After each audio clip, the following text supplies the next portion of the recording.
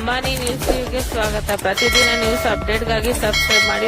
ಚಿಕ್ಕಬಳ್ಳಾಪುರ ಕೋಟೆಯಲ್ಲಿ ಸುಧಾಕರ್ ಜುಗಲ್ಬಂದಿ. ಇದು ರಾಜ್ಯ ರಾಜಕಾರಣದ ಬಿಗ್ ಬ್ರೇಕಿಂಗ್. ಅಸಾಧ್ಯವಾದದ್ದು ಅಲ್ಲಿ ಸಾಧ್ಯವಾಗಿದೆ. ಯಾವ ಇಬ್ಬರು ನಾಯಕರನ್ನು ಒಂದೇ ವೇದಿಕೆಯಲ್ಲಿ ನೋಡಲು ಜನ ಕಾಯ್ತಿದ್ರೋ ಆ ಇಬ್ಬರು ದೈತ್ಯ ರೆಡ್ಡಿ ನಾಯಕರು ಈಗ ಹಸ್ತಲಾಘವ ಮಾಡಿದ್ದಾರೆ. ಅಷ್ಟೇ ಅಲ್ಲ, ಒಂದೇ ಕಾರಿನಲ್ಲಿ ಸವಾರಿ ಮಾಡುವ ಮೂಲಕ ಜಿಲ್ಲಾ ರಾಜಕಾರಣದಲ್ಲಿ ಹೈ ವೋಲ್ಟೇಜ್ ಸಂಚಲನ ಮೂಡಿಸಿದ್ದಾರೆ. ಹೌದು, ಸದಾ ಕೆಸರೆರಚಾಟ, ಪರಸ್ಪರ ವಾಗ್ದಾಳಿ, ಹಾವು ಮುಂಗಸಿಯಂತಿದ್ದ ಸಚಿವ ಎಂಸಿ ಸುಧಾಕರ್ ಮತ್ತು ಸಂಸದ ಕೆ. ಸುಧಾಕರ್ ಈಗ ಫ್ರೆಂಡ್ಸ್ ಆಗಿದ್ದಾರಾ? ಚಿಕ್ಕಬಳ್ಳಾಪುರದ ಕೆಂಪೇಗೌಡ ವಾಣಿಜ್ಯ ಸಂಕೀರ್ಣದ ಉದ್ಘಾಟನಾ ಸಮಾರಂಭ ಇಂಥದ್ದೊಂದು ಅಪರೂಪದ ದೃಶ್ಯಕ್ಕೆ ಸಾಕ್ಷಿಯಾಗಿದೆ. ಪರಸ್ಪರ ಮುಖ ನೋಡದಿದ್ದ ಈ ಬದ್ಧ ವೈರಿಗಳು ಅಕ್ಕಪಕ್ಕ ಕುಳಿತು ನಗುನಗುತ್ತಾ ಹರಟೆ ಹೊಡೆದಿದ್ದು ಕಂಡು ಜನರೇ ಬೆರಗಾಗಿದ್ದಾರೆ. ಅಷ್ಟಕ್ಕೂ ಈ ಇಬ್ಬರು ರೆಡ್ಡಿ ಹುಲಿಗಳನ್ನು ಒಂದು ಮಾಡಿದ್ದು ಆದಿಚುಂಚನಗಿರಿ ಪೀಠಾಧ್ಯಕ್ಷರಾದ ಶ್ರೀ ನಿರ್ಮಲಾನಂದನಾಥ ಸ್ವಾಮೀಜಿ.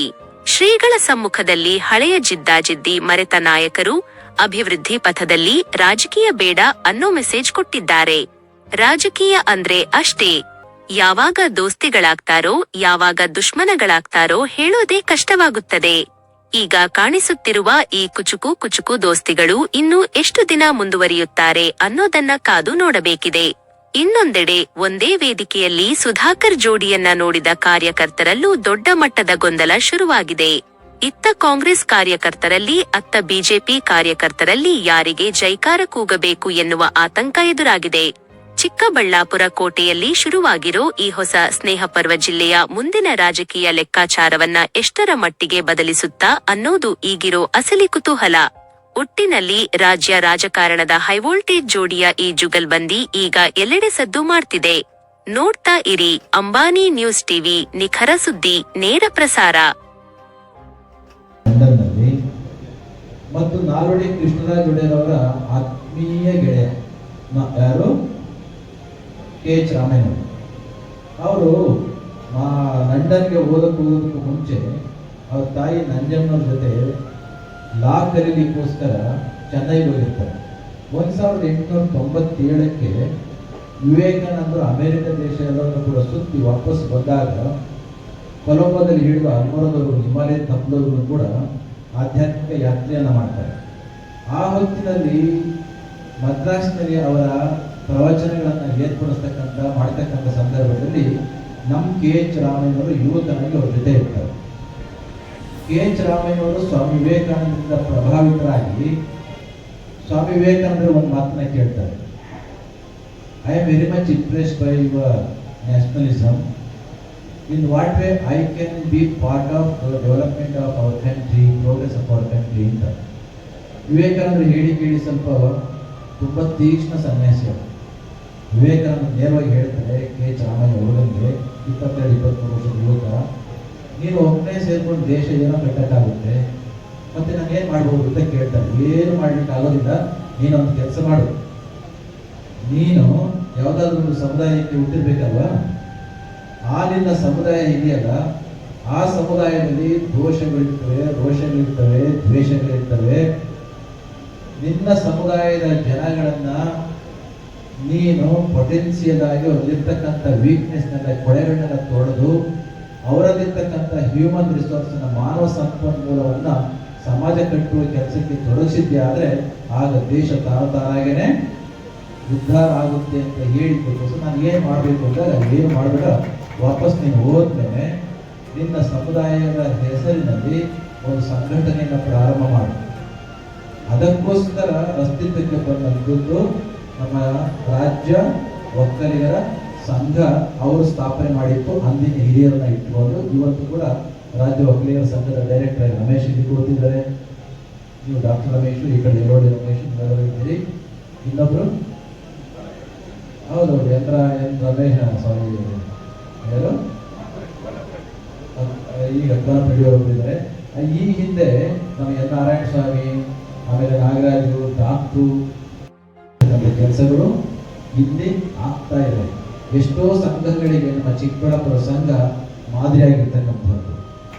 ಓಕೆ, ಈ ಸಂಘದ ಮಾದರಿ ಎಲ್ಲರಿಗೂ ಕೂಡ ಆಗಲಿ ನಿಮ್ಮ ಮಾತು. ಈ ಸಂದರ್ಭದಲ್ಲಿ ಪೂಜ್ಯ ಗುರುಗಳು ನಂತರದಲ್ಲಿ ಈ ಭಾಗಕ್ಕೆ ಪ್ರವಾಸ ಬಂದಾಗ ಪೂಜ್ಯ ಗುರುಗಳ ಜೊತೆ ನೀವು ಕೈ ಜೋಡಿಸಿದ್ದು ಮತ್ತು ನಮ್ಮ ಕೆ ಪಿ ಪೀಠಪ್ಪನವರಿಗೆ ಅಂತಿಗೆ ಯಾವುದೋ ಕಾರಣಕ್ಕೋಸ್ಕರ ಸಮುದಾಯದ ಮತ್ತು ಅಸ್ಮಿತೆಯ ಪ್ರಶ್ನೆ ಉದಯಿಸಿದಾಗ ಆನಂತರದಲ್ಲಿ ಬಂದಂತಹ ನಿಮ್ಮ ಮಠ ಮತ್ತು ಸಂಸ್ಥೆಗಳು ಎಲ್ಲ ಸೇರಿ ಇವತ್ತು ಸಮುದಾಯದ ಪ್ರಜ್ಞೆ ಎಲ್ಲ ಸಮುದಾಯಗಳನ್ನು ಕೂಡ ಜೊತೆಯಲ್ಲಿ ತೆಗೆದುಕೊಂಡು ಹೋಗೋ ರೀತಿಯಲ್ಲಿ ಬೆಳೀತಾ ಇದೆ ಹೊರತು ಕೇವಲ ಜಾತಿ ಎಂಬ ಕಾರಣಕ್ಕೋಸ್ಕರ ಅಷ್ಟೇ ಅಲ್ಲ, ಒಂದು ಜನಾಂಗವಾಗಿ ಒಂದು ಸಾಂಸ್ಕೃತಿಕ ಭದ್ರತೆಯನ್ನು ಕೊಡ್ತಕ್ಕಂಥ ನಿಟ್ಟಿನಲ್ಲಿ ಒಮ್ಮೊಮ್ಮೆ ಹೇಳ್ಬೋದು ಒಕ್ಕಲಿಗರು ಕಿತ್ತಾಡ್ಬಿಡ್ತಾರೆ ಅಂತ. ನಾನು ಇಲ್ಲೇ ಇದ್ದಂಥ ಸಂದರ್ಭದಲ್ಲಿ ಪೂರ್ಣಕಾಲಿಕವಾಗಿ ನಮ್ಮ ಒಕ್ಕಲಿಗರ ಸಂಘದ ಚೌಟ್ರಿ ಅಷ್ಟೊತ್ತಾಗಲೇ ಬಂದಾಗಿತ್ತು. ಗೌರಿಬಿದನೂರಿನ ಸಂಸ್ಥೆ ನೋಡ್ಲಿಕ್ಕೆ ಅಂತ ಹೋಗ್ತಾ ಇದ್ದೆ. ಆಗ ನಿಮ್ಮ ಮಠದ ಶಾಲೆ ಇಲ್ಲೇ ನಡೀತಾ ಇದ್ದದ್ರಿಂದ ಆ ಚೌಟ್ರಿ ಮುಂದೆಗಡೆ ಏನಾಕಿದ್ರು, ಹಂಸ ಹಾಕಿದ್ರು. ನಮಗೆ ಹಂಸ ಹಾಕಿ ಬಿಡೋದಿಲ್ಲ ನಾನು, ಕಾರಣ ಐವೇನ ಕಾರಣಕ್ಕೆ. ಆದರೂ ಕೂಡ ಶಾಲೆ ಇದ್ದದಕ್ಕೋಸ್ಕರ ಹಂಸ ಹಾಕಿದ್ರು. ಗೌರಿಬಿದನೂರಿಗೆ ಹೋಗಬೇಕಾಗಿತ್ತು, ಅಲ್ಲಿ ಕಾರಣ ಸ್ವಲ್ಪ ಸ್ಲೋ ಮಾಡಿದೆ. ನಮ್ಮ ಸಂಘದ ಚೌಟ್ರಿಯನ್ನು ಬೇರೊಂದು ಸಮುದಾಯಗಳು ಅವರ ಕಾರ್ಯವನ್ನು ಮಾಡಲಿಕ್ಕೋಸ್ಕರ ಅವತ್ತು ಬಾಡಿಗೆ ತಗೊಂಡಿದ್ವಿ. ಹೊರಗಡೆ ಮೈಕನ್ನು ಕೂಡ ಕಟ್ಟಿಬಿಟ್ಟಿದ್ವಿ.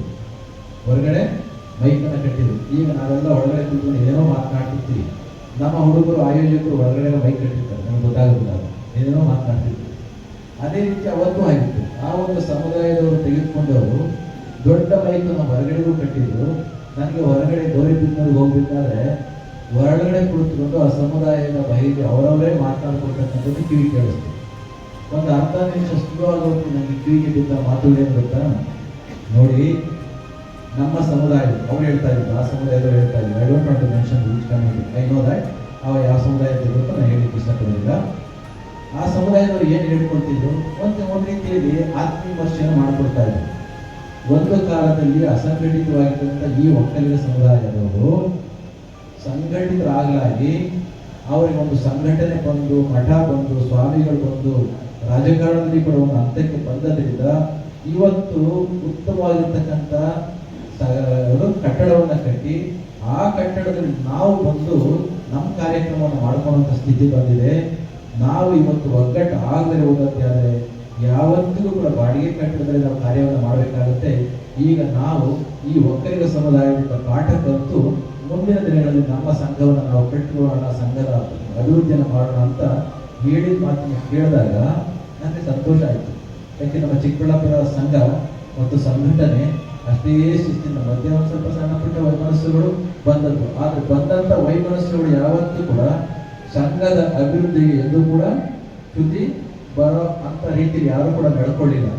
ಅದಕ್ಕಾಗಿ ನಮ್ಮ ಚಿಕ್ಕಬಳ್ಳಾಪುರ ಸಂಘ ಮತ್ತು ಚಿಕ್ಕಮಗಳೂರಿನ ಈ ಸಂಘ ಎರಡೂ ಕೂಡ ಅಂದಿನಿಂದಲೂ ಕೂಡ ಅದೇ ರೀತಿಯಲ್ಲಿ ಐಕ್ಯತೆಯ ದೃಷ್ಟಿಯಿಂದ ಪ್ರಾಮಾಣಿಕವಾಗಿ ಕೆಲಸವನ್ನು ಮಾಡ್ಕೊಂಡು ಬಂದಿರೋದು ತುಂಬ ಸಂತೋಷ ಇದೆ. ನಮ್ಮ ಸಂಘಟನೆಯಿಂದ ಮತ್ತು ಸಂಘದಿಂದ ಆಗಬೇಕಾಗಿರ್ತಕ್ಕಂಥ ಇನ್ನೂ ಜನಪ್ರಿಯ ಕೆಲಸಗಳು ನಾವು ಖಂಡಿತ ಎಲ್ಲರೂ ಕೂಡ ಸೇರಿ ಮಾಡೋಣ ಎಂಬ ಮಾತನ್ನು ಈ ಸಂದರ್ಭದಲ್ಲಿ ಬಿಡುವಿಲ್ಲದ ಕಾರ್ಯದಲ್ಲಿ ಕೂಡ reason why you have become ಸನ್ಯಾಸಿ ಅಂತ ಹೇಳಿದೆ. ಯಾಕೆ ಸನ್ಯಾಸಿಗಳಾದ್ರು ಅಂತ ನನಗೆ ಅವರ ಹಿನ್ನೆಲೆ ಗೊತ್ತಿರೋದೇನೆ, ಯಾಕೆ ಸನ್ಯಾಸಿ ಅಂತ ಹೇಗೆ ಹೇಳೋದು, ಒಂದೇ ಮಾತನ್ನು ಹೇಳೋಕ್ಕಾಗಲ್ಲ. ಅದಕ್ಕೆ ನಾನು ಕೇಳಿದೆ, ನಿಮ್ಮ ಬ್ಯಾಕ್ಗ್ರೌಂಡ್ ಏನು ಹೇಳಿ, of course I tell you the answer reason why have become ಸನ್ಯಾಸಿ ಅಂತ ಹೇಳಿದೆ.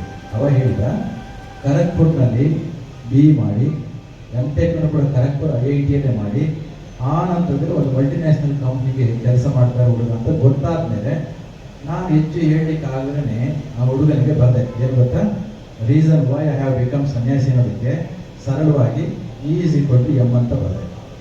ಏನ E=M ಅಂತ ಏನಂದ್ರೆ ಅಂತ ಹುಡುಗ ಕೇಳಿದ. E ಅನ್ನೋದು ಎನರ್ಜಿ, M ಅನ್ನೋದು ಜಡ, ಅದು mass, matter is always energy. ಹಾಗಿದ್ರೆ E=M ಹೆಂಗಾಗುತ್ತೆ ಅಂತ ನೋಡಪ್ಪ. ಈಗ ನಾನು M ಆಗಿದ್ದೇನೆ ಅಂದ್ರೆ ಏನು, ಜಡವಾಗಿದ್ದೇನೆ. ಜಡವಾಗಿರ್ತಕ್ಕಂಥ ನಾನು ಸನ್ಯಾಸದ ಮುಖಾಂತರ, ಸ್ಪಿರಿಚುವಲ್ ಸಾಧನೆ ಮುಖಾಂತರ ಏನಾಗ್ಲಿಕ್ಕೆ ಹೊರಟಿದ್ದೇನೆ, ಚೇತನ ಆಗ್ಲಿಕ್ಕೆ ಹೊರಟಿದ್ದೇನೆ. This is the reason why I wrote E=M ಅಂತ. So are you referring the equation of Albert Einstein ಅಂತ ಕೇಳಿದ್ದಾರೆ. ಎಸ್, ಹಾಗಿದ್ರೆ if it is the equation of Albert Einstein, it should be E=mc². You have missed C² ಅಂತ ಹೇಳಿದ. ಅರ್ಥ ಆಯ್ತು? ಅದಕ್ಕೆ ನಾನು ಹೇಳಿದೆ, C² ಭೌತ ಜಗತ್ತಿನಲ್ಲಿ ಬೆಳಕಿನ ವೇಗದ ಸ್ಕ್ವೇರ್ ಆಯಿತು ಅಂತಂದರೆ, C² ಬೆಳಕಿನ ವೇಗ, ಸ್ಕ್ವೇರ್ ಅಂದರೆ ಬೆಳಕಿನ ವೇಗ ಎಷ್ಟು? 3 ಲಕ್ಷ ಕಿಲೋಮೀಟರ್ ಪರ್ ಸೆಕೆಂಡ್. 1 ಸೆಕೆಂಡಿಗೆ ಬೆಳಕು ಎಷ್ಟು ದೂರ ಚಲಿಸುತ್ತೆ? 3 ಲಕ್ಷ ಕಿಲೋಮೀಟರ್. ಅಂದ್ರೆ ಕಣ್ಣು ಮುಚ್ಚಿ ಕಣ್ಣು ಬಿಡೋದ್ರೊಳಗಡೆ ಭೂಮಿಯನ್ನು 7-7.5 ರೌಂಡ್ ಸುತ್ತಿ ಬಿಡುತ್ತೆ ಬೆಳಕು.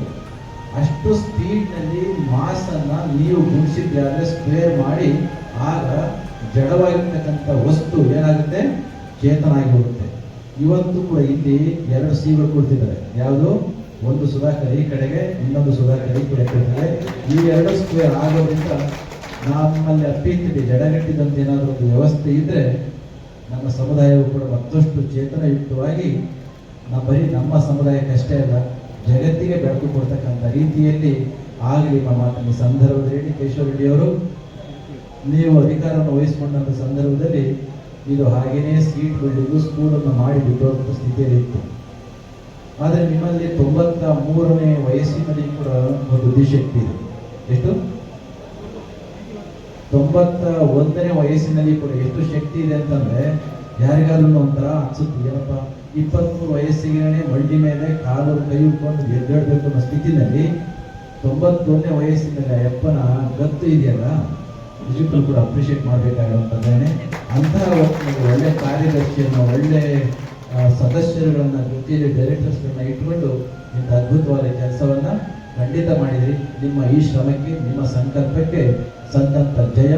ಎಲ್ಲರೂ ಕೂಡ ಜೊತೆಯಲ್ಲಿ ತೆಗೆದುಕೊಂಡು ಹೋಗ್ತಕ್ಕಂಥ ನಿಮ್ಮ ವ್ಯಕ್ತಿತ್ವಕ್ಕೆ ಖಂಡಿತ ಸಮುದಾಯ ಹೊಣೆಯಾಗಿರುತ್ತೆ ಅನ್ನೋ ಮಾತಿನ ಸಂದರ್ಭದಲ್ಲಿ ಹೇಳಿ, ಸಮುದಾಯದ ಎಲ್ಲ ಕಾರ್ಯಗಳಿಗೂ ಕೂಡ ಸ್ಪಂದಿಸ್ತಕ್ಕಂಥ ಒಳ್ಳೆಯ ಭಕ್ತರು ನಮ್ಮ ಚಿಕ್ಕಬಳ್ಳಾಪುರ ಮತ್ತು ಕೋಲಾರ ಜಿಲ್ಲೆಯಲ್ಲಿದ್ದಾರೆ. ಬೇರೆ ಕಡೆಗೆ ಹೋಲಿಕೆ ಮಾಡಿಕೊಂಡ್ರೆ ಖಂಡಿತ ಒಳ್ಳೆಯ ಹೃದಯ ಇರ್ತಕ್ಕಂಥ ಭಕ್ತರು ಇರೋದ್ರಿಂದ ನಿಮ್ಮೆಲ್ಲರ ಆ ಒಂದು ಆಸ್ತಿಯ ಮೇರೆಗೆ ಇಂದು ಸಮುದಾಯದ ಹೆಮ್ಮೆಯ ಕೇಂದ್ರವಾಗಿರ್ತಕ್ಕಂಥ ಒಕ್ಕಲಿಗರ ಸಂಘ ಮತ್ತಷ್ಟು ಕೀರ್ತಿಯನ್ನು ಪಡ್ಕೊಳ್ತಕ್ಕಂಥ ನಿಟ್ಟಿನಲ್ಲಿ ನಡೆದರೆ ಇದು ಮತ್ತಷ್ಟು ಎತ್ತರಕ್ಕೆ ಹೋಗಲಿ ಅಂತ ಹೇಳ್ತಾ ಬಂದಿರತಕ್ಕಂಥ ಎಲ್ಲ ಅತಿಥಿಗಳನ್ನ ಈ ಜಾಗವನ್ನ ಸುಮಾರು 78-80 ವರ್ಷಗಳ ಹಿಂದೆಯೇ ನಮ್ಮ ನಾರಾಯಣ ರೆಡ್ಡಿ ಅವರು ಅಂತ ಕಾಣಿಸುತ್ತೆ, ಅವರು ಕೊಟ್ಟಂತಹದನ್ನು ಉಳಿಸಿ ಬೆಳೆಸಿದವರು ನಮ್ಮ ರಾಮಯ್ಯ ಹೇಳ್ತಾ ಇದ್ರು. ಯಾರ ಹೆಸರು ಮಾಡ್ತೀವಿ? ಒಬ್ಬರ ಹೆಸರು ಮರಿಬಾರದಪ್ಪ ಅಂತ. ಯಾರ ಹೆಸರು? ಪರೀಸ್ ದೊಡ್ಡಯ್ಯನವರು. ಈ ಜಾಗ ನಮಗೆ ಹೀಗೆ ಉಳಿಲಿಕ್ಕೆ ಅವರ ಶ್ರಮ ಬಹುವಾಗಿರ್ತಕ್ಕಂಥದ್ದು. ಅವರನ್ನು ಕೂಡ ಇಲ್ಲಿ ನೆನಪು ಮಾಡಿಕೊಂಡು ಪರೀಸ್ ದೊಡ್ಡಯ್ಯನವರು ಮುಂದೆ ನಾರಾಯಣ ಸ್ವಾಮಿ ಅಂತ ಬಂದಿರ್ತಕ್ಕ ಅನ್ಸುತ್ತೆ. ಈ ಎಲ್ಲರ ಒಂದು ಶ್ರಮದೊಂದಿಗೆ ಈ ದಿನ ನಮ್ಮ ಅಭಿಮಾನದ, ಸ್ವಾಭಿಮಾನದ ಸಂಕೇತವಾಗಿರ್ತಕ್ಕಂಥ ನಮ್ಮ ಸಮುದಾಯದ ಸಂಘದ ವಾಣಿಜ್ಯ ಮಳಿಗೆ ಉದ್ಘಾಟನೆಯಾಗಿ ಲೋಕಾರ್ಪಣೆಯಾಗಿದೆ. ಈ ಹೊತ್ತಿನಲ್ಲಿ ಹಲವಾರು ಮಂದಿ ನಮ್ಮ ಸಂಘದ ಮತ್ತು ಸಮುದಾಯದ ಅಸ್ಮಿತೆಗೆ ಕೆಲಸ ಮಾಡಿರ್ತಕ್ಕಂಥವ್ರು. ನಮ್ಮ ಕೆ.ಬಿ. ಪಿಳ್ಳಪ್ಪನವರ ಶ್ರಮ ಮತ್ತು ಡಿ ಹೊಸೂರಿನ ಪಿಳ್ಳಪ್ಪನವರು, ಚಡ್ಡಿ ಪಿಳ್ಳಪ್ಪನವರು ಅಂತ ಕರೀತಿದ್ರು. ಕಾರಣ ನಮ್ಮ ಪೂಜ್ಯ ಗುರುಗಳು ಒಮ್ಮೆ ನಾನು ಕೇಳಿದೆ. ಯಾಕಂದರೆ ನಾನು ಸನ್ಯಾಸಿಯಾಗಿ 1998ನೇ ಇಸ್ವಿಯಲ್ಲಿ ಅಲ್ಲಿಗೆ ಪ್ರಾರಂಭವಾದಂಥ ಚಿಕ್ಕಬಳ್ಳಾಪುರ ಮೊದಲ ಶಾಖೆಗೆ ಮೊದಲ ಸನ್ಯಾಸಿಯಾಗಿ ಬಂದಾಗ ಯಾಕೆ ಚಡ್ಡಿ ಪಿಳ್ಳಪ್ಪನವರು ಅಂತ ಕರೀತಾರೆ ಅಂತ ಕೇಳಿದೆ. ಅವರು ಗುರುಜಿ ಹೇಳಿದರು, ಯಾಕಂದ್ರೆ ಎಲ್ಲರೂ ಪರಿಚಯ ಮಾಡ್ಕೊಳ್ಳೋದಕ್ಕೆ ಮುಂಚೆ ಗುರುಜಿ ಹೇಳಿದರು ಯಾರ್ಯಾರು ಏನೇನು ಸೇವೆ ಮಾಡಿದ್ದಾರೆ ಅಂತ ಅವ್ರು ಪರಿಚಯ ಮಾಡ್ಕೊಳ್ಳೋ ಸಂದರ್ಭದಲ್ಲಿ ಕೆ.ಬಿ. ಪಿಳ್ಳಪ್ಪನವರ ವಿಚಾರವನ್ನ ಬಹಳ ವಿಸ್ತೃತವಾಗಿ ಹೇಳಿದರು. ಡಿ ಹೊಸೂರು ಪಿಳ್ಳಪ್ಪನವರನ್ನ ಅಲ್ಲಿ ಚಡ್ಡಿ ಪಿಳ್ಳಪ್ಪನವರು ಅಂತ ಇದ್ರು, ಅವ್ರ ಮಕ್ಕಳಿದ್ದಾರೆ, ಅವರು ಕೂಡ ಬಹಳ ಶ್ರಮ ವಹಿಸಿದವರು ಅಂತ ಹೇಳ್ಬೇಕಾದ್ರೆ ಗುರುಜಿ ಕೇಳಿದ್ರು ಯಾಕೆ ಚಡ್ಡಿ ಪಿಳ್ಳಪ್ಪನವರು ಅಂತ ಕರೀತಾರೆ ಅಂತ. ಗುರುಜಿ ಹೇಳಿದ್ರು ಅವರಿಗೆ ಕೆಲಸ ಮಾಡೋ ಟೈಮ್ನಲ್ಲಿ ಎಲ್ಲ ಮಕ್ಕಳೆಲ್ಲ ಪ್ಯಾಂಟ್ ಹಾಕೊಂಡು ಓಡಾಡ್ತಾ ಇದ್ರು, ಅವ್ರ ಅಪ್ಪ ಮಾತ್ರ ಚಡ್ಡಿ ಹಾಕೊಂಡು ಓಡಾಡ್ತಾರೆ. ಅದಕ್ಕೋಸ್ಕರ ಅವರಿಗೆ ಆ ರೀತಿ ಒಂದು ಹೆಸರು. ನಮ್ಮ ಪಿ ನಾಗರಾಜ್ ಇರ್ಬೋದು, ಶಿವರಾಮಣ್ಣ ಇರ್ಬೋದು, ಬಾಲಣ್ಣ ಇರ್ಬೋದು, ಇವರೆಲ್ಲರೂ ಕೂಡ ಅವರ ಮಕ್ಕಳು ಅದೇ ಒಂದು ಪರಂಪರೆಯನ್ನು ಮುಂದುವರಿಸ್ಕೊಂಡು ಬಂದರು. ಇನ್ನು ಕೆ.ಬಿ. ಪಿಳ್ಳಪ್ಪನವರ ಮಕ್ಕಳು ಎಷ್ಟೋ, ನಮ್ಮ ಡಾಕ್ಟರ್ ಶ್ರೀನಿವಾಸ ಮೂರ್ತಿ ಇರ್ಬೋದು, ಕೆ.ಪಿ. ಬಚ್ಚೇಗೌಡ ಇರ್ಬೋದು, ಇನ್ನು ಉಳಿದವರ ಮಕ್ಕಳಿದಾರಲ್ಲ, ಕೆ.ಬಿ. ಪಿಳ್ಳಪ್ಪನವರಿಗೆ ಅವರ ಹೊಟ್ಟೆಯಲ್ಲಿ ಹುಟ್ಟಿದ ಮಕ್ಕಳು ಎಷ್ಟು ಮುಖ್ಯವೋ ಅವರ ಗರಡಿಯಲ್ಲಿ ಬೆಳೆದಂಥ ಶಿಷ್ಯವರೆಗೂ ಕೂಡ ಅಷ್ಟೇ ದೊಡ್ಡದಾಗಿರ್ತಕ್ಕಂಥದ್ದು. ಎನ್ ರಮೇಶ್ ಇರ್ಬೋದು, ಕೆ.ವಿ. ನಾಗರಾಜ್ ಇರ್ಬೋದು, ನಮ್ಮ ಎನ್ ನಾರಾಯಣ ಸ್ವಾಮಿ ಅವರು ಇರ್ಬೋದು, ಇಲ್ಲಿರ್ತಕ್ಕಂಥ ಬಹು ಮಂದಿ, ಆಮೇಲೆ ಜಿ.ಆರ್. ನಾರಾಯಣ ಸ್ವಾಮಿ ಅವರು, ನಮ್ಮ ಇವರೆಲ್ಲರೂ ಕೂಡ ಇಂತಹ ಒಂದು ಸ್ಥಿತಿಯಲ್ಲಿ ಬೆಳೆಸಿ ಹೋಗಿರ್ತಕ್ಕಂಥ ಮಹನೀಯರನ್ನು ಈ ಹೊತ್ತಿನಲ್ಲಿ ನಾವು ನೆನಪು ಮಾಡಿಕೊಂಡು ಅವರು ಮಾಡಿರ್ತಕ್ಕಂಥ ಸೇವೆಗೆ ಅವರಿರುವ ಕಡೆಯಲ್ಲಿಯೇ ಅವರೆಲ್ಲರ ಆತ್ಮಕ್ಕೆ ಚಿರ ಶಾಂತಿಯನ್ನು ಮತ್ತೊಮ್ಮೆ ನಾವು ಕೋರಿ ಪ್ರಾರ್ಥನೆಯನ್ನು ಮಾಡೋಣ. ನಮ್ಮ ಒಕ್ಕಲಿಗರ ಸಂಘ ಇಲ್ಲಿ ಅಧಿಕೃತವಾದ ಹೆಸರಿನಲ್ಲಿ ನೋಡ್ಲಿಕ್ಕೆ ಬಂದರೆ 1948 ಸ್ಥಾಪನೆ ಅಂತ ಬಂದರೂ ಕೂಡ ಅದಕ್ಕೂ ಪೂರ್ವದಲ್ಲಿಯೇ ನಮ್ಮ ಚಿಕ್ಕಬಳ್ಳಾಪುರದ ಒಕ್ಕಲಿಗರ ಸಂಘ ಮತ್ತು ನಮ್ಮ ಚಿಕ್ಕಮಗಳೂರಿನ ಒಕ್ಕಲಿಗರ ಸಂಘ ಎರಡಕ್ಕೂ ಕೂಡ ಬಹು ಮಾನ್ಯತೆ ಇದೆ. ಇತ್ತೀಚೆಗೆ ಬೇರೆ ಬೇರೆ ಸಂಘಗಳು ಅಭಿವೃದ್ಧಿ ಹೊಂದುತ್ತಾ ಇದೆ. ಆದರೆ ಬಹಳ ಕಾಲವರೆಗೂ ಕೂಡ ಎರಡು ಒಕ್ಕಲಿಗರ ಸಂಘಗಳು, ನಮ್ಮ ಚಿಕ್ಕಮಗಳೂರಿನ ಒಕ್ಕಲಿಗರ ಸಂಘ ಮತ್ತು ನಮ್ಮ ಚಿಕ್ಕಬಳ್ಳಾಪುರ ಒಕ್ಕಲಿಗರ ಸಂಘ. ಕಾರಣ ಏನು ಅಂದರೆ ಇತಿಹಾಸವನ್ನು ಸ್ವಲ್ಪ ಹಿಂದಕ್ಕೆ ತಿರುಗಿ ನೋಡಿದರೆ ನಮಗೆಲ್ಲರೂ ಕೂಡ ಗೊತ್ತಿರಬಹುದು. ಯಾಕಂದರೆ ಇತಿಹಾಸವನ್ನು ಮರೆತವನು ಇತಿಹಾಸವನ್ನು ಸೃಷ್ಟಿಸೋದಿಲ್ಲ ಅಂತ ಹೇಳ್ತಾರೆ. ಒಂದು forgot history not create history ಅಂತ ಅಂಬೇಡ್ಕರ್ ಅವರು ಎಲ್ಲರೂ ಮಾತನ್ನ ಎಲ್ಲರೂ ಕೂಡ ನೆನಪು ಮಾಡ್ಕೊಳ್ತಿರ್ತಾರೆ. ಹಿಂದೆ KH ರಾಮಯ್ಯನವರು ಅಂತ ಇದ್ರು. ಎಷ್ಟು ಜನಕ್ಕೆ ಗೊತ್ತಿದೆ ಕೈ ಎತ್ತಿ ನೋಡೋಣ. ಕಾರ್ಯಕ್ರಮಕ್ಕೆ ಬಹಳ ದೊಡ್ಡ ಮಟ್ಟದಲ್ಲಿ ಬಹಳಷ್ಟು ಜನ ಹಿರಿಯರು ಬಹುಶಃ ಸರಿಸುಮಾರು 100 ವರ್ಷಗಳು ಹತ್ರ ಆಗ್ತಾ ಇರ್ಬೋದು ಅನ್ಸುತ್ತಾರೆ. ಆಗ ಅವರ ದೂರದೃಷ್ಟಿಯ ಫಲ ಇವತ್ತು ಇಲ್ಲಿ ಚಿಕ್ಕಬಳ್ಳಾಪುರದ ಹೃದಯ ಭಾಗದಲ್ಲಿ ಒಂದು ಒಕ್ಕಲಿಗರ ಸಂಘಕ್ಕೆ ನಿವೇಶನ ಸಿಗ್ತಕ್ಕಂಥದ್ದು ಮತ್ತು ಇವತ್ತು ಇಷ್ಟು ದೊಡ್ಡ ಮಟ್ಟಕ್ಕೆ ಅಭಿವೃದ್ಧಿ ಹೊಂದತಕ್ಕಂಥದ್ದಕ್ಕೆ ಬಹಳಷ್ಟು ಜನ ಹಿರಿಯರ ಒಂದು ಕೊಡುಗೆ ಇದೆ. ನಾನು ಈಗಾಗಲೇ ರಾಜಕಾರಣಿ ಮಾತಾಡಿದಂಥ ಹಿರಿಯರು ಅವರೆಲ್ಲರ ಹೆಸರುಗಳನ್ನು ತೆಗೆದುಕೊಂಡಿದ್ದಾರೆ. ಯಾಕಂದ್ರೆ ನನಗೆ ಗೊತ್ತಿರ್ತಕ್ಕಂಥ ಕೆಲವು ಹೆಸರು ಮತ್ತೆ ಯಾವ್ದಾದ್ರು ಹೆಸರು ಬಿಟ್ಟು ಅವರೇ ಸಮಿತಿಯಲ್ಲಿ ಏನೆಲ್ಲ ನಡೆದು ಹೋಗಿತ್ತು ಹಿಂದೆ ಅಂತಕ್ಕಂಥದ್ರ ಬಗ್ಗೆ ನಾನಿಲ್ಲಿ ಹೇಳಲಿಕ್ಕೆ ಹೋಗೋದಿಲ್ಲ.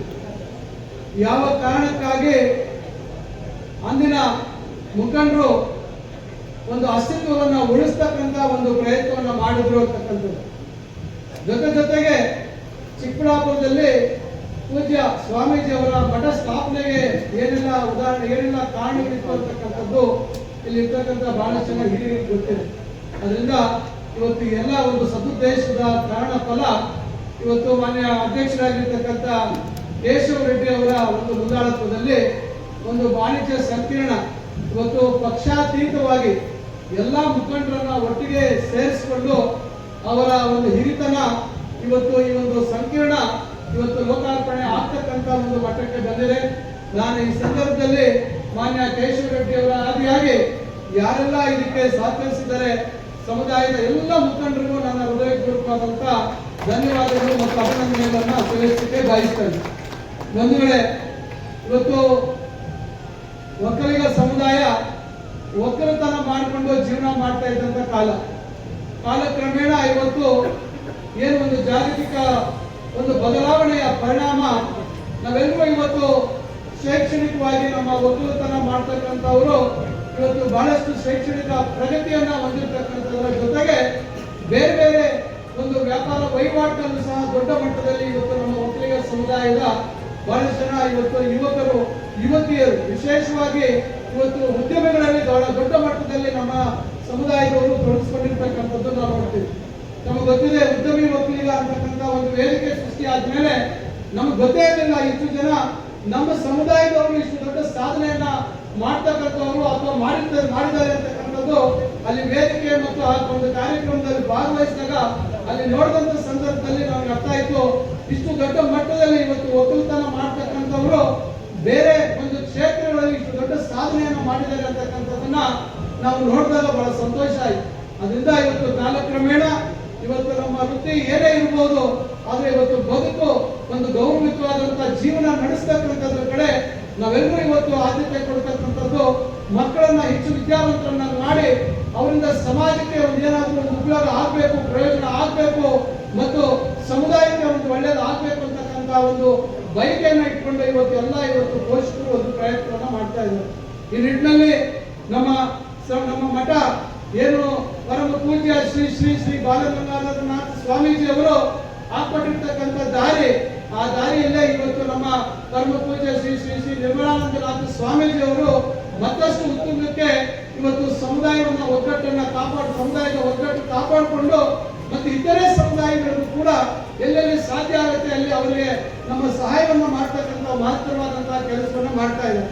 ನನಗೆ ಗೊತ್ತಿದೆ, ಏನು ರಾಮನಗರದಲ್ಲಿ ಮತ್ತು ಚನ್ನಪಟ್ಟಣ ಭಾಗದಲ್ಲಿ ರಾಮನಗರದಲ್ಲಿ ಅಂಧ ಮಕ್ಕಳಿಗೆ ಶಾಲೆಯನ್ನು ಮಾಡಿರ್ತಕ್ಕಂಥದ್ದು. ಬಹುಶಃ ಸಮಾಜದಲ್ಲಿ ಇವತ್ತು ಈ ರೀತಿಯಾದಂತಹ ಆಲೋಚನೆಗಳು ಮಾಡ್ತಕ್ಕಂಥದ್ದು ಬಹಳ ವಿರಳ. ಇಂಥ ಮಹತ್ವ ಕಾರ್ಯವನ್ನು ಮಾಡ್ತಕ್ಕಂಥದ್ದು ಬೇರೆ ಬೇರೆ ದೊಡ್ಡ ಮಟ್ಟದಲ್ಲಿ ಇವತ್ತು ಶಾಲೆಗಳನ್ನ ವಿಶೇಷವಾಗಿ ತೀರಾ ಬಡತನದಲ್ಲಿರ್ತಕ್ಕಂಥ ಕುಟುಂಬಸ್ಥರನ್ನ ಹಳ್ಳಿಗಳಿಗೆ ಹೋಗಿ ಹುಡುಕಿ ಆ ಬಡತನ ಇರ್ತಕ್ಕಂಥವ್ರನ್ನೇ ಗುರುತಿಸಿ ಆ ಮಕ್ಕಳಿಗೆ ವಿದ್ಯಾವನ್ನ ಕೊಡ್ತಕ್ಕಂಥ ಒಂದು ಮಹತ್ವ ಕಾರ್ಯವನ್ನ ಇವತ್ತು ಪೂಜ್ಯ ಸ್ವಾಮೀಜಿಯವರು ನೆರವೇರಿಸ್ತಾ ಇದ್ದಾರೆ. ಇವತ್ತು ವೈದ್ಯಕೀಯ ಸೇವೆ, ಇವತ್ತು ನಾವು ಪ್ರತಿಯೊಂದು ಸಂದರ್ಭದಲ್ಲೂ ನಾವೆಲ್ಲರೂ ಮಾತಾಡ್ತೀವಿ. ಇವತ್ತು ಯಾವುದೇ ಒಂದು ಸರ್ಕಾರ ಏನೇ ಆದ್ಯತೆ ಕೊಡಬೇಕಾದ್ರೆ ಮೊದಲ ಆದ್ಯತೆ ಕೊಡಬೇಕಾಗಿರ್ತಕ್ಕಂಥದ್ದು ಆರೋಗ್ಯ, ಮತ್ತೊಂದು ಕಡೆ ಶಿಕ್ಷಣಕ್ಕೆ. ಇವತ್ತು ಆ ಒಂದು ಕ್ಷೇತ್ರಗಳಲ್ಲಿ ಇವತ್ತು ಬಹಳಷ್ಟು ಜನರ ನೋವನ್ನು ನೋಡುವಂತ ಸಂದರ್ಭದಲ್ಲಿ ಇವತ್ತು ನಮ್ಮ ಮಠ ಇವತ್ತು ಶೈಕ್ಷಣಿಕವಾಗಿ ಮತ್ತು ಆರೋಗ್ಯ ಕ್ಷೇತ್ರದಲ್ಲಿ ಬಹಳ ದೊಡ್ಡ ಮಟ್ಟದ ಸೇವೆಯನ್ನ ಇವತ್ತು ಮಾಡ್ತಾ ಇದೆ. ಇತ್ತೀಚೆಗೆ ನಾನು ನೆಲಮಂಗಲದಲ್ಲಿ ಸ್ಥಾಪನೆಗೊಂಡಿರ್ತಕ್ಕಂಥ ಆ ಹೊಸ ವೈದ್ಯಕೀಯ ಕಾಲೇಜನ್ನು ನೋಡಿದಾಗ ಬಹಳ ಸಂತೋಷ ಆಯ್ತು. ಸ್ವಾಮೀಜಿಗಳ ಒಂದು ಮಹತ್ವ ಸೇವಾ ಕಾರ್ಯ ಇದೆ. ಇವತ್ತು ಬಡವರಿಗೆ ಕೈಗೆ ಎಟುಕತಕ್ಕಂತ ಒಂದು ಬೆಲೆ, ಇವತ್ತು ಖಾಸಗಿ ಆಸ್ಪತ್ರೆಗೆ ಹೋಗ್ತಕ್ಕಂತ ಸಂದರ್ಭದಲ್ಲಿ ಯಾವ ರೀತಿ ದುಡ್ಡು ವೆಚ್ಚ ಆಗ್ತದೆ ಅಲ್ಲಿ ಚಿಕಿತ್ಸೆಗೆ ಅಂತಕ್ಕಂಥದ್ದನ್ನ ನೋಡಿದಾಗ ಏನು ಪೂಜ್ಯ ಸ್ವಾಮೀಜಿ ಅವರು ಒದಗಿಸ್ತಾ ಇರ್ತಕ್ಕಂಥ ಸೇವೆ, ಅಲ್ಲಿರ್ತಕ್ಕಂಥ ವೆಚ್ಚ ಬಹುಶಃ ಏನು ವೆಚ್ಚ ಇವತ್ತು ಸರ್ಕಾರದ ಒಂದು ಆಸ್ಪತ್ರೆಗಿಂತ ಸ್ವಲ್ಪ ಮಟ್ಟಕ್ಕೆ ಮಾತ್ರ ಜಾಸ್ತಿ ಇದೆ. ನನಗೆ ಆಶ್ಚರ್ಯ ಆಯ್ತು, ಇಷ್ಟು ದೊಡ್ಡ ಮಟ್ಟದ ಒಂದು ವೈದ್ಯಕೀಯ ಸೇವೆಗಳನ್ನ ಇಷ್ಟು ಕಮ್ಮಿ ಒಂದು ವೆಚ್ಚದಲ್ಲಿ ಕೊಡ್ತಕ್ಕಂಥದ್ದು ಹೇಗೆ ಸಾಧ್ಯ ಅಂತಕ್ಕಂಥದ್ದು. ಇವತ್ತು ನಾವೆಲ್ಲರೂ ಇವತ್ತು ಬಹಳಷ್ಟು ಮಠಮಾನ್ಯಗಳನ್ನು ನೋಡ್ತೇವೆ, ಬಹಳಷ್ಟು ಬೇರೆ ಧರ್ಮದ ಜಾತಿಯ ಒಂದು ಮಠಮಾನ್ಯಗಳನ್ನು ನೋಡ್ತೇವೆ. ಬಹಳಷ್ಟು ಜನ ಒಳ್ಳೆ ಕೆಲಸ ಮಾಡ್ತಾ ಇದ್ದಾರೆ. ನಾವು ಬೇರೆಯವ್ರ ಬಗ್ಗೆ ನಾವು ಕೂಡ ಪ್ರಶಂಸೆಯನ್ನು ವ್ಯಕ್ತಪಡಿಸಬೇಕು. ಆದ್ರೆ ನಮ್ಮ ಸಮುದಾಯದ ಮಠ ಇವತ್ತು ಒಂದು ಮಾದರಿಯಾಗಿ ಇವತ್ತು ಸಮಾಜದಲ್ಲಿ ಬಡವರಿಗೆ ಒಂದು ಆಧಾರವಾಗಿ ನಿಲ್ತಕ್ಕಂಥ ಒಂದು ಕೆಲಸವನ್ನ ಮಾಡ್ತಾ ಇದೆ. ನಾನು ಈ ಸಂದರ್ಭದಲ್ಲಿ ಪೂಜ್ಯ ಸ್ವಾಮೀಜಿ ಅವರಿಗೆ ನಮ್ಮ ಸೇವಾ ಕಾರ್ಯ ಮತ್ತಷ್ಟು ಮುಂದುವರಿಲಿ, ನಮ್ಮಿಂದ ನಾವೆಲ್ಲರೂ ತಮಗೆ ಎಲ್ಲ ರೀತಿಯಲ್ಲಿ ಸಹಕಾರವನ್ನ ನೀಡ್ತೇವೆ ಅಂತಕ್ಕಂಥ ಮಾತನ್ನ ಈ ಸಂದರ್ಭದಲ್ಲಿ ಹೇಳ್ತಾ, ಮತ್ತೊಮ್ಮೆ ಇವತ್ತು ಚಿಕ್ಕಬಳ್ಳಾಪುರ ವಕೀಲರ ಸಂಘದ ಎಲ್ಲರಿಗೂ ಈ ಒಂದು ಮಹತ್ ಕಾರ್ಯ ಸಮುದಾಯಕ್ಕೆ ತಾವು ಮಾಡಿದಿರಾ, ಶಿಕ್ಷಣ ಸಂಸ್ಥೆಗಳನ್ನ ತಾವು ಕಟ್ಟಿದ್ದೀರಾ, ಒಳ್ಳೆ ಹೆಸರುವಾಸಿಯಾಗಿರ್ತಕ್ಕಂಥ ಲಾ ಕಾಲೇಜನ್ನು ತಾವು ಕಟ್ಟಿ ನಡೆಸ್ತಾ ಇದ್ದೀರಾ. ಇವೆಲ್ಲವನ್ನ ತಾವು ಮತ್ತಷ್ಟು ಇನ್ನ ಮುಂದೆ ಅದನ್ನ ಸಾಕ್ತಕ್ಕಂಥದಕ್ಕೆ ತಾವೆಲ್ಲರೂ ಒಟ್ಟಾಗಿ ಪಕ್ಷಾತೀತವಾಗಿ ತಾವು ಕೆಲಸ ಮಾಡಬೇಕಂತಕ್ಕಂಥ ಮಾತನ್ನ ಈ ಸಂದರ್ಭದಲ್ಲಿ ಹೇಳ್ತಾ, ಈ ಒಂದು ಕಾರ್ಯಕ್ರಮದಲ್ಲಿ ಭಾಗವಹಿಸಿ ಒಂದೆರಡು ಮಾತಾಡ್ತಕ್ಕಂಥದಕ್ಕೆ ಅವಕಾಶ ಮಾಡಿಕೊಟ್ಟ ತಮಗೆಲ್ಲರಿಗೂ ಮತ್ತೊಮ್ಮೆ ವಂದಿಸಿ ಪೂಜ್ಯ ಸ್ವಾಮೀಜಿ ಅವರು ನನ್ನ ನಮಸ್ಕಾರಗಳನ್ನು ಕೊಟ್ಟು ಹೇಳ್ತಾ ನನ್ನ ಮಾತನ್ನ ಮುಗಿಸ್ತೇನೆ.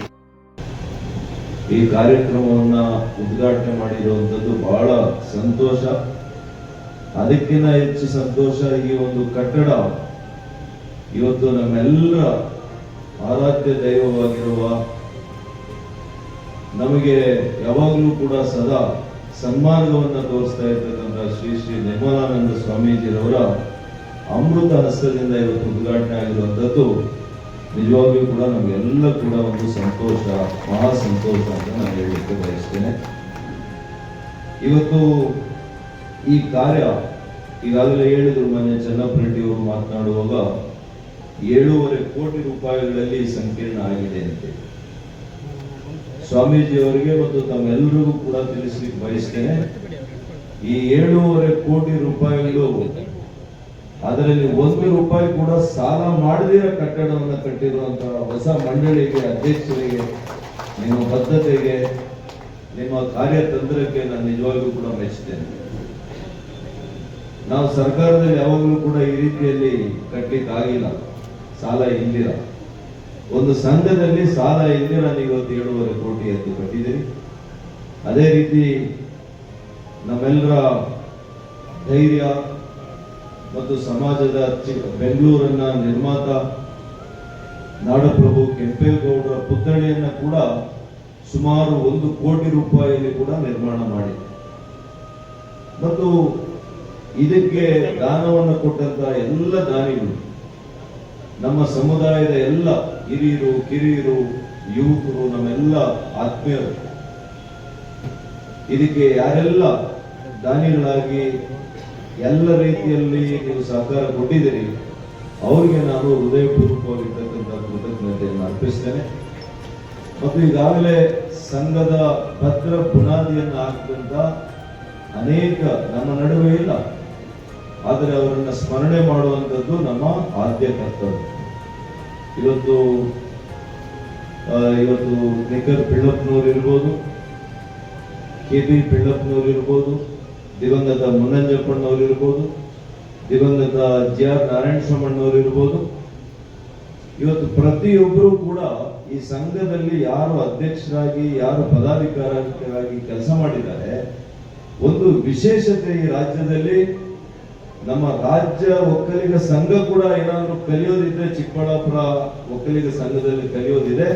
ಅದೇನು ಅಂತಂದ್ರೆ ಕೈಯನ್ನ ಶುದ್ಧವಾಗಿ ಇಟ್ಕೊಂಡು ಆಡಳಿತವನ್ನು ಕೊಟ್ಟಿದ್ದಾರೆ, ಪ್ರಾಮಾಣಿಕತೆಯಿಂದ ಮಾಡಿದ್ದಾರೆ. ಪ್ರತಿಯೊಬ್ಬರು ಕೂಡ ನನಗೆ ಹೆಸರಿಟ್ಟು ಹೇಳಿ ಹೋಗಲ್ಲ, ಯಾರು ಕೂಡ ಇದರಲ್ಲಿ ಇವತ್ತು ಅಪಪ್ರಚಾರಕ್ಕೆ ಒಳಗಾಗಿಲ್ಲ, ಅವತ್ತ ಅವಿನೀತಿಗೆ ಒಳಗಾಗಿಲ್ಲ. ಅಷ್ಟು ಪಾರದರ್ಶಕತೆಯಿಂದ ಆಡಳಿತವನ್ನ ನೀಡಿದ್ದಾರೆ. ಅದಕ್ಕೆ ಇವತ್ತು ಒಳ್ಳೊಳ್ಳೆಯ ನಮ್ಮ ಕಾನೂನು ಇವತ್ತು ಕಾಲೇಜ್ ಆಗಿದೆ, ಕಾನೂನು ಕಾಲೇಜ್ ಆಗಿದೆ. ಅದೇ ರೀತಿ ವಸತಿ ನಿಲಯಗಳಿದೆ, ವಸತಿ ನಿಲಯವನ್ನು ಮಾಡಿದ್ದಾರೆ. ಅನೇಕ ಬಡ ಮಕ್ಕಳು, ರೈತರ ಮಕ್ಕಳು ಉಚಿತವಾಗಿ ಇವತ್ತು ವ್ಯಾಸಂಗವನ್ನು ಮಾಡುವಂತ ಅವಕಾಶ ಮಾಡಿಕೊಟ್ಟಿದ್ದಾರೆ. ಹಾಗಾಗಿ ಇವತ್ತು ಇದೆಲ್ಲ ಕೂಡ ಒಂದು ಕಟ್ಟಡದ ನಿರ್ಮಾಣದ ಉದ್ಘಾಟನೆ ಮಾತ್ರ ಅಲ್ಲ, ನಮ್ಮ ಒಕ್ಕಲುತನದ ಒಂದು ಪರಿಶ್ರಮ ಏನಿದೆ, ದಿಟ್ಟ ನಿರ್ಧಾರ ಏನಿದೆ, ಸಂಘಟನೆ ಏನಿದೆ, ಇದರ ಪ್ರತೀಕ ಅಂತ ನಾನು ಭಾವಿಸಲಿಕ್ಕೆ ಇಷ್ಟಪಡ್ತೇನೆ. ಹಾಗಾಗಿ ಇವತ್ತು ನಮ್ಮ ಒಕ್ಕಲುತನದ ವಿಶ್ವಾಸ ಇವತ್ತು ಇಡೀ ರಾಜ್ಯದಲ್ಲಿ ಒಕ್ಕಲುತನ ಅಂತಂದ್ರೆ ಕೇವಲ ಜಾತಿಗೆ ನಾವು ಸೀಮಿತ ಅಲ್ಲ. ಇವತ್ತು ಒಕ್ಕಲುತನದ ಚರಿತ್ರೆ ಈ ನಾಡಿನ ಚರಿತ್ರೆ, ಕರ್ನಾಟಕದ ಚರಿತ್ರೆ, ಈ ದೇಶದ ಚರಿತ್ರೆ. ಕರ್ನಾಟಕದಲ್ಲಿ ಒಕ್ಕಲುತನ ಅಂತ ಇರಬಹುದು, ಆದರೆ ಬೇರೆ ಬೇರೆ ರಾಜ್ಯಗಳಲ್ಲೂ ಕೂಡ ನಮ್ಮವರು ಬೇರೆ ಬೇರೆ ಹೆಸರುಗಳಲ್ಲಿ ಇದ್ದಾರೆ. ಸ್ವಾಮೀಜಿಯವರು ಚೆನ್ನಾಗಿ ಗೊತ್ತಿದೆ. ಇವತ್ತು ನಮ್ಮ ಸ್ವಾಮೀಜಿಯವರು ಇವತ್ತು ಪ್ರತಿಯೊಬ್ಬ ಒಕ್ಕಲಿಗನು ತಲೆ ಎತ್ತಿ ಹೆಮ್ಮೆಯಿಂದ ಇದು ನಮ್ಮ ಸಮಾಜ, ನಮ್ಮ ಮಠ ಅಂತ ಹೇಳುವಂತ ಮಟ್ಟಿಗೆ ಇವತ್ತು ನಿರ್ಮಲಾನಂದ ಸ್ವಾಮೀಜಿಯವರು ಈ ಮಠವನ್ನ, ಈ ಸಮಾಜವನ್ನ ಮೇಲೆತ್ತಿ ಕೆಲಸ ಮಾಡಿ ತಾವೆಲ್ಲ ಕೂಡ ಭಾಗಿಯಾಗಿದ್ರು. ಇತ್ತೀಚೆಗೆ ಇವತ್ತು ನಮ್ಮ ಶ್ರೀ ಬಾಲಗಂಗಾಧರನಾಥ ಸ್ವಾಮೀಜಿಯ ಇವತ್ತು ಭಾವೈಕ್ಯ ಮಂದಿರವನ್ನ ಮಾಡಿದ್ರು. ಆ ಮಂದಿರ ಉದ್ಘಾಟನೆಗೆ ನಮ್ಮ ಮಾನ್ಯ ಪ್ರಧಾನಮಂತ್ರಿಗಳು ನರೇಂದ್ರ ಮೋದಿಜಿಯವರನ್ನೇ ಕರೆಸಿದರು. ಇದು ಸುಲಭದ ಮಾತಲ್ಲ, ಇದು ನಾವೆಲ್ಲ ಕೂಡ ಒಂದು ಭೂಷಣ, ಒಂದು ಹೆಮ್ಮೆ ಅಂತ ನಾನು ಹೇಳಲಿಕ್ಕೆ ಬಯಸ್ತೇನೆ.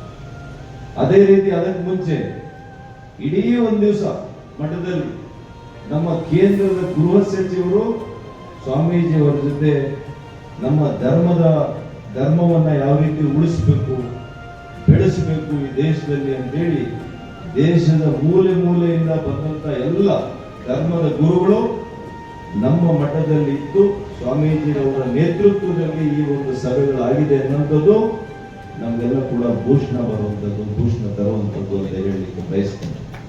ಮತ್ತು ಅನೇಕ ಕಟ್ಟಡಗಳಿಗೆ ಹೋಗಿ ಉದ್ಘಾಟನೆ ಮಾಡ್ತಾರೆ, ಶಂಕುಸ್ಥಾಪನೆ ಮಾಡ್ತಾರೆ. ಆದ್ರೆ ಇವತ್ತು ಚಿಕ್ಕಬಳ್ಳಾಪುರದಲ್ಲಿ ಆಗಿರುವಂತಹ ಕಟ್ಟಡ ಉದ್ಘಾಟನೆ ಅವ್ರಿಗೂ ಕೂಡ ಅತ್ಯಂತ ಸಂತೋಷ ತಂದಿದೆ ಅಂತ ನಾನು ತಿಳ್ಕೊಂಡಿದ್ದೆ. ಕಾರಣ ಅವರು ಸನ್ಯಾಸತ್ವವನ್ನು ಸ್ವೀಕಾರ ಮಾಡಿದ ಮೇಲೆ, ದೀಕ್ಷೆಯನ್ನ ಪಡೆದ ಮೇಲೆ ಅವರ ಮೊದಲನೇ ಕಾರ್ಯಕ್ಷೇತ್ರ, ಕಾರ್ಯವ್ಯಾಪ್ತಿ ಯಾವ್ದಾದ್ರು ಕ್ಷೇತ್ರ ಇದ್ರೆ ಅದು ಚಿಕ್ಕಬಳ್ಳಾಪುರ ಮಠ. ಹಾಗಾಗಿ ಅವರಿಗೆ ಅವರ ಹೃದಯದಲ್ಲಿ ಒಂದು ಸ್ಪೆಷಲ್ ಪ್ಲೇಸ್, ವಿಶೇಷ ಸ್ಥಾನ ಚಿಕ್ಕಬಳ್ಳಾಪುರಕ್ಕೆ ಯಾವಾಗಲೂ ಕೂಡ ಇದೆ. ನಮಗೂ ಕೂಡ ನಮ್ಮ ಸ್ವಾಮೀಜಿ ಅನ್ನುವಂತ ಪ್ರೀತಿ ನಮ್ಗೆ ಯಾವಾಗಲೂ ಕೂಡ ಇದ್ದೇ ಇದೆ ಅಲ್ವಾ?